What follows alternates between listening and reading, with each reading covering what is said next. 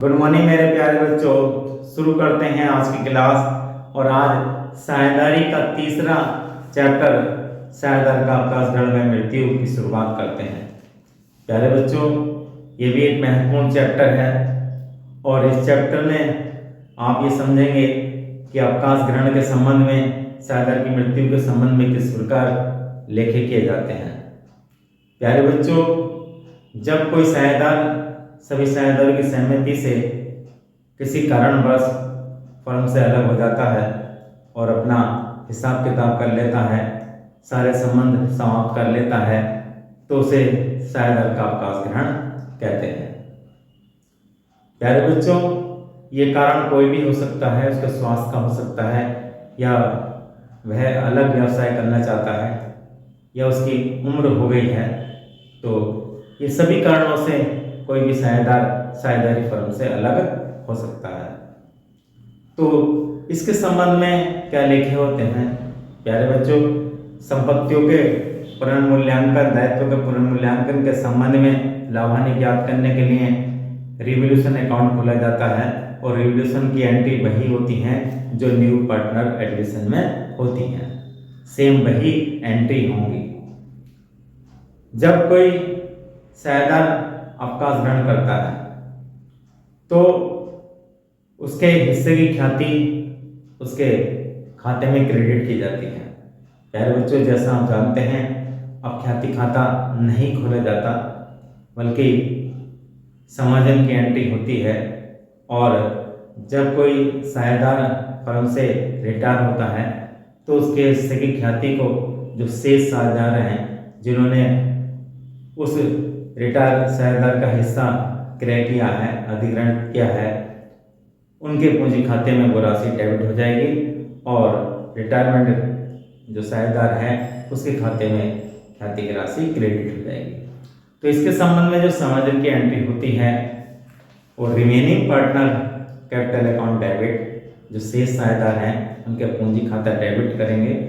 Remaining partners capital account debit to retiring partner capital account. Entry लाभ प्राप्ति अनुपात में होगी। लाभ प्राप्ति अनुपात क्या होता है? प्यारे बच्चों, जैसे नए साझेदार में त्याग अनुपात होता है, वैसे ही अवकाश ग्रहण में लाभ प्राप्ति अनुपात होता है। लाभ प्राप्ति अनुपात से आशय उस अनुपात से है जो साझेदार अवकाश ग्रहण करता है उसके हिस्से को जो शेष साझेदार हैं अधिकृत करते हैं जिस अनुपात में, उस अनुपात को लाभ प्राप्ति अनुपात कहते हैं। लाभ प्राप्ति अनुपात बराबर होता है नया लाभ हानि अनुपात माइनस पुराना लाभ हानि अनुपात, जबकि त्याग अनुपात बराबर होता है पुराना लाभ हानि अनुपात माइनस नया लाभ हानि अनुपात। तो यहाँ आपको गेनिंग रेशो निकालना है ख्याति के समायोजन के लिए। गेनिंग रेशो बराबर होता है new PL ratio minus old PL ratio.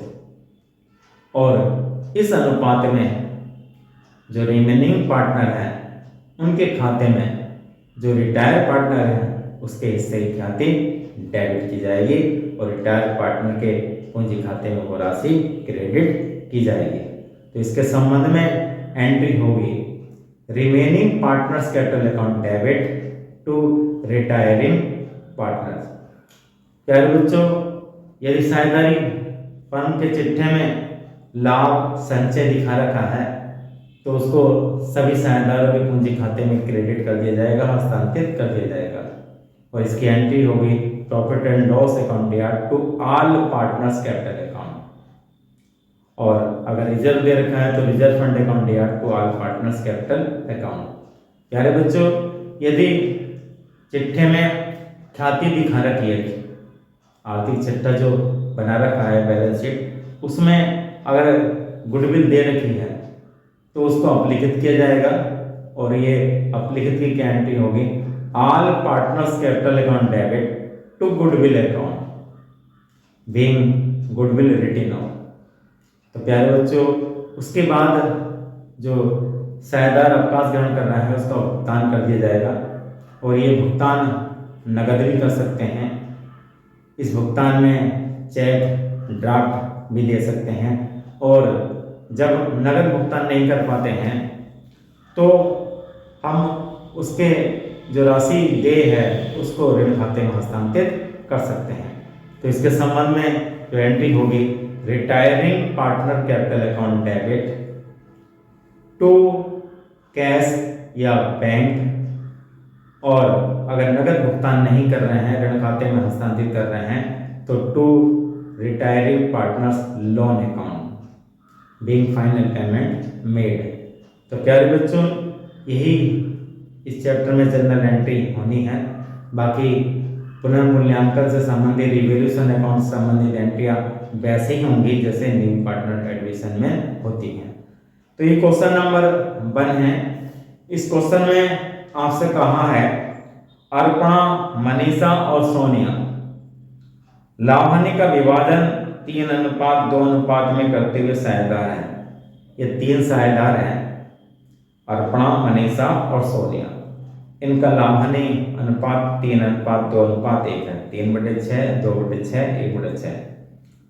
Manisha सेवानिवृत्ति करती है, मनीषा का रिटायरमेंट होता है, तथा फर्म की ख्याति का मूल्यांकन 1,80,000 में किया गया है। कि ख्याति का मूल्यांकन दे रखा फर्म की।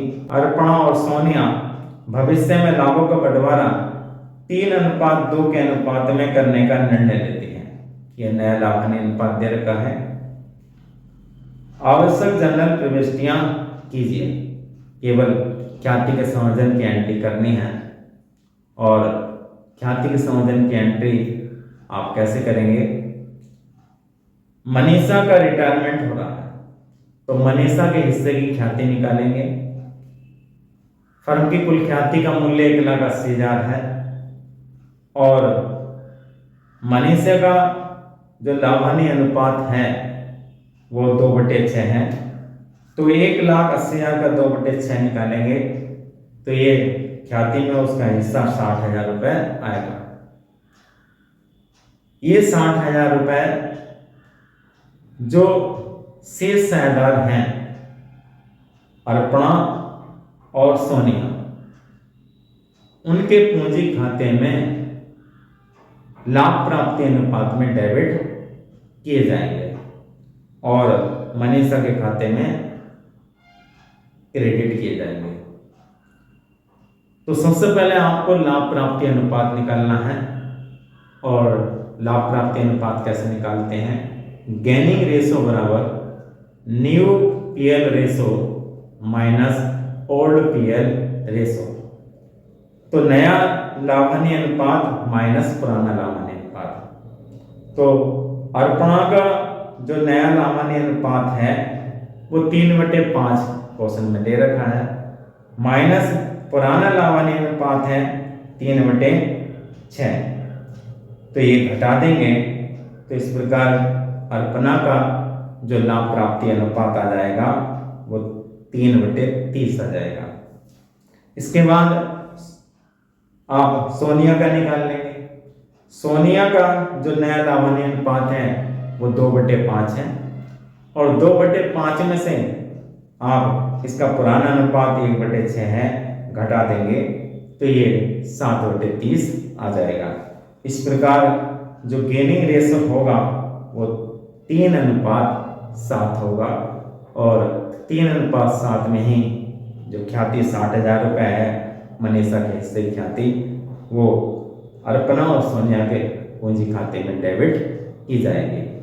तो इसकी एंट्री आप करेंगे, Arpana capital account debit, Sonia capital account debit to Manisha capital account being goodwill amount registered.